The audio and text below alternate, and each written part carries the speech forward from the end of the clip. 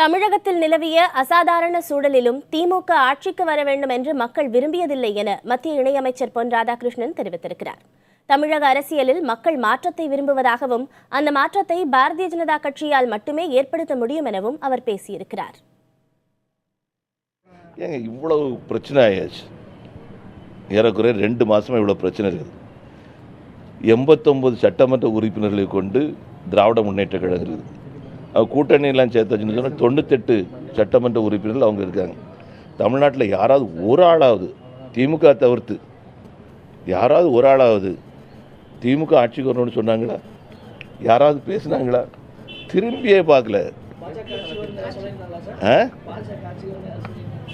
இன்னைக்கு அவங்க நேர்மையான ஆட்சி வரணும்னு விரும்புகிறாங்க, தூய்மையான ஆட்சி வரணும்னு விரும்புகிறாங்க.